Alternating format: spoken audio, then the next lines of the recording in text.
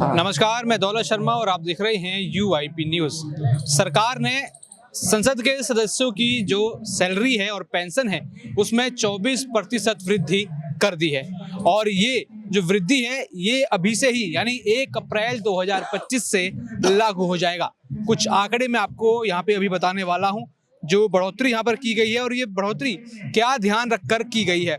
बढ़ोतरी का यह फैसला कॉस्ट ऑफ लिविंग और इन्फ्लेशन रेट को ध्यान में रखकर की गई है। लेकिन हमारे देश में कुछ लाखों लोग ऐसे हैं जो इसके नीचे जी रहे हैं, यानी जिनको मात्र 500,000 रुपए देकर ही छोड़ दिया जा रहा है। यानी उनके लिए ये सब चीज़ें शायद लागू नहीं होती, लेकिन जो सांसद जो पहले से लाखों की सैलरी ले रहे थे उनके ऊपर ये ज़्यादा इफेक्ट कर रही है। ये आंकड़े कुछ ऐसे हैं कि जो सांसदों का मासिक वेतन अब 1 लाख हुआ करता था वो बढ़कर 1,24,000 हो गया है, जबकि उनका दैनिक भत्ता 2000 से 25% बढ़कर 2,500 हो गया है। पूर्व सांसदों की पेंशन 24% बढ़ाकर 25,000 से 31,000 रुपये प्रति माह कर दी गई है। लेकिन जरा 2 मिनट रुकिए और सोचिए उन बुजुर्ग पेंशनर्स के लिए जो अपना पूरा महीना मात्र 1,500 750 रुपये में गुजार रहे हैं। क्या उनके लिए कॉस्ट ऑफ लिविंग नहीं लगती?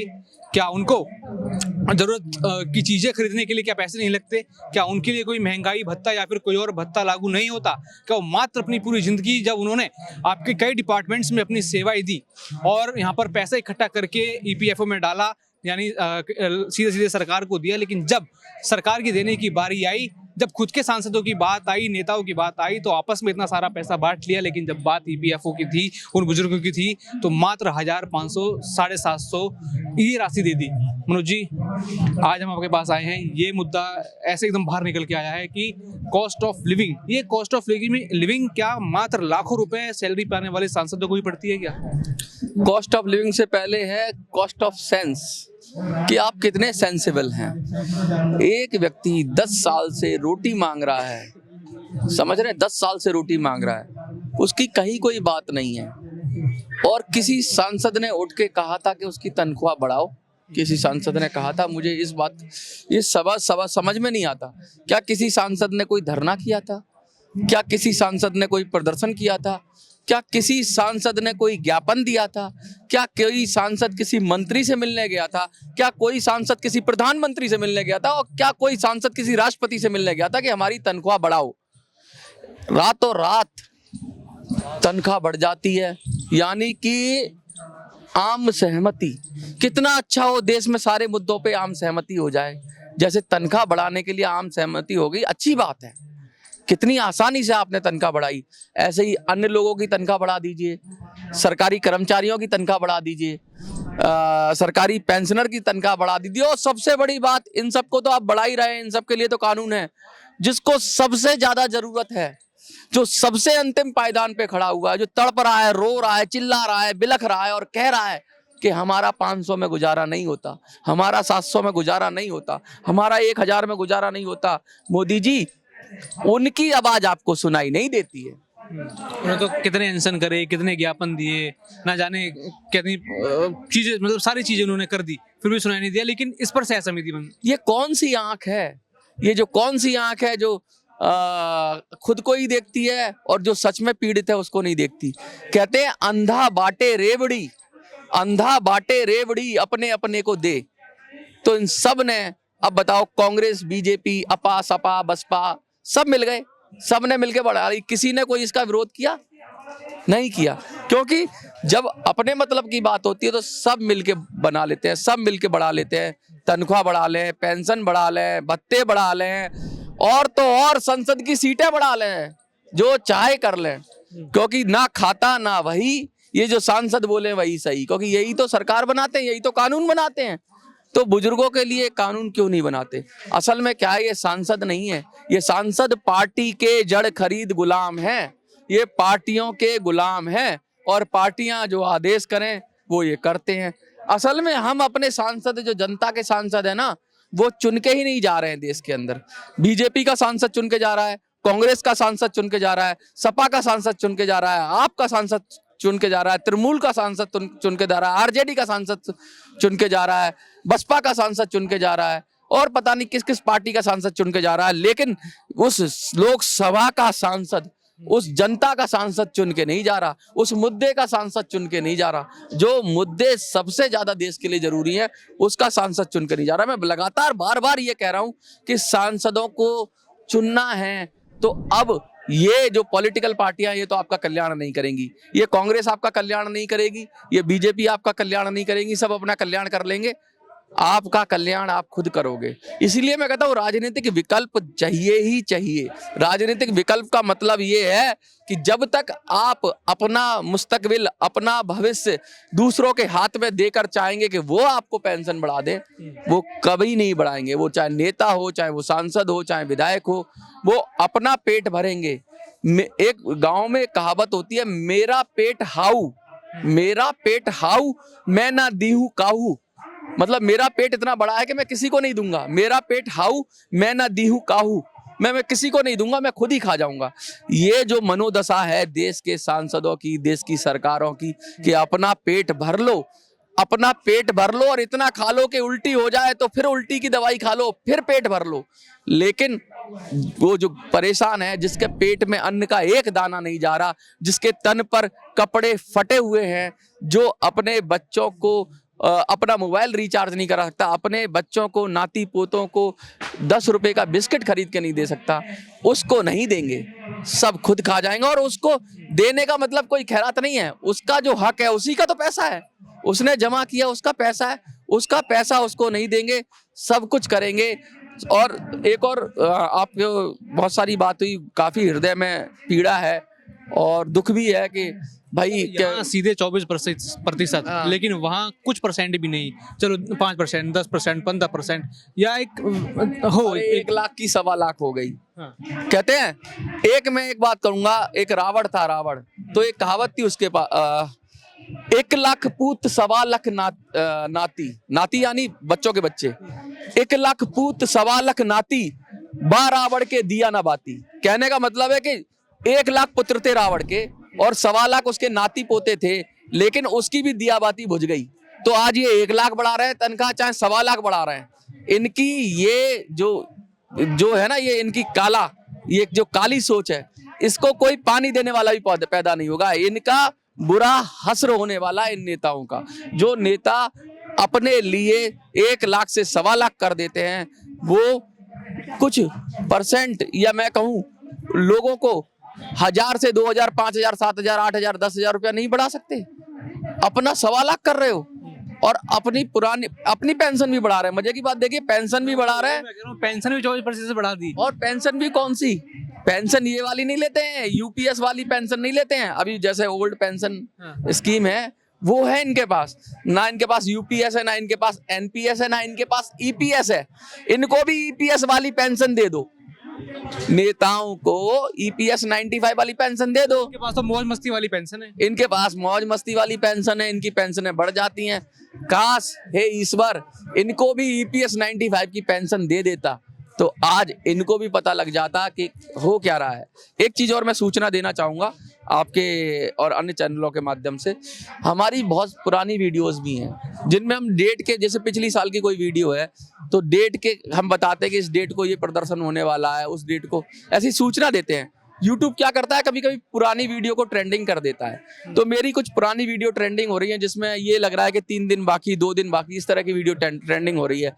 तो लोग कह रहे हैं कि मनोज भाई ये तो खबर पुरानी है। तो मैं उनसे कहना चाहूंगा, YouTube में पुरानी वीडियो भी चलती है। लोग इतना फ्रस्ट्रेटेड है, इतने परेशान है और इतना हमारी तरफ आशा भरी निगाहों से देख रहे हैं कि हमारी पुरानी वीडियो भी देखने लग गए हैं। वो क्या पता उसमें कुछ निकल आए। तो मैं उनसे कहना चाहता हूँ, जब आप वीडियो देखें तो उसकी डेट देख लें।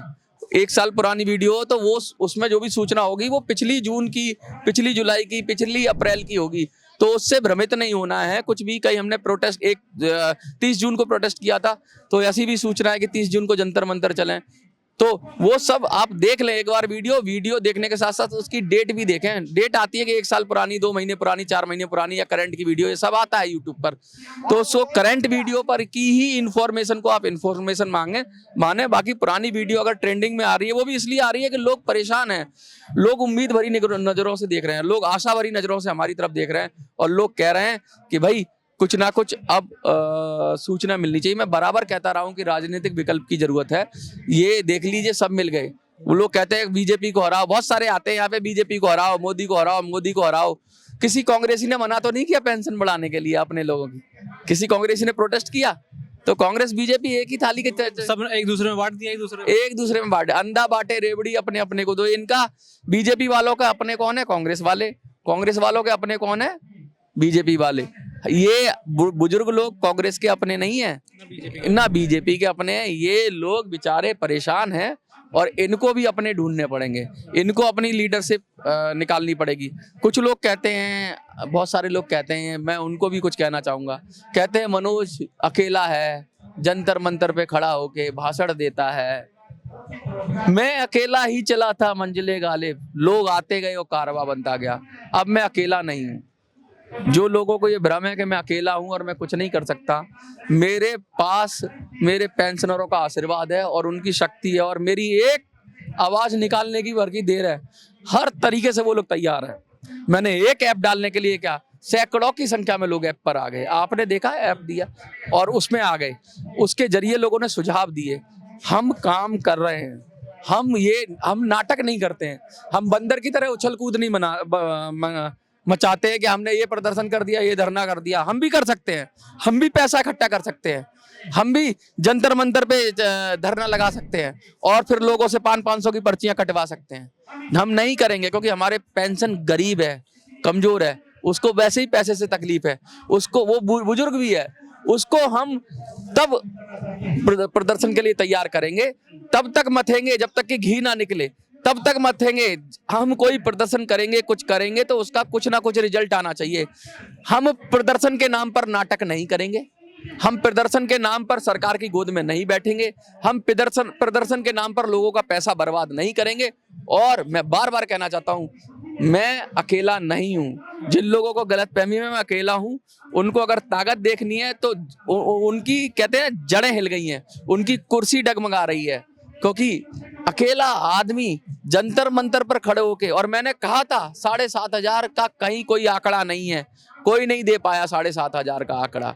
मैंने ये भी कहा था कि पेंशन के आंकड़ेबाजी, ये मिनिमम पेंशन का रट्टा और ये क्या बोलते हैं, इसका रट्टाफिकेशन छोड़ना पड़ेगा, इसका रट्टा लगाना बंद करना पड़ेगा। बार बार बोलते बोलते 1,000 बार एक चीज झूठ बोलो तो वो सत्य लगने लगती है। 7,500 का कोई भी कहीं से भी कोई लॉजिकल चीज नहीं है। लॉजिक वही है कि पेंशन की फॉर्मूले में सुधार हो, कानून में बदलाव हो, वही काम करेगा। देखिए कितनी बड़ी अनदेखी, एक बेशर्मी वाली बात है कि आपने अपनी 24% बढ़ा ली, पूर्व सांसदों की आपने पेंशन बढ़ा दी, लेकिन जो बुजुर्ग हैं, अब वो बुजुर्ग इनको जवाब कैसे दें, इनकी बेशर्मी का पर्दा कैसे उठाएं, कैसे जनता के सामने? भैया सीधी सीधी बात है, इनको कुर्सी से हटाना पड़ेगा और कांग्रेस को हटा के बीजेपी को नहीं बिठाना है, बीजेपी को उठा के कांग्रेस को नहीं बिठाना है, यहाँ पर अपने बंदे बिठाने पड़ेंगे। इतनी मोटी बात समझ में नहीं आ रही, मैं 1 साल से कर रहा हूँ, ये मोटी बात समझ लो। जो कांग्रेसी चमचे हैं वो कहते हैं बीजेपी को हटाओ, कांग्रेस को लाओ। जो बीजेपी के चमचे हैं वो कहते हैं कांग्रेस हटाओ, बीजेपी को लाओ।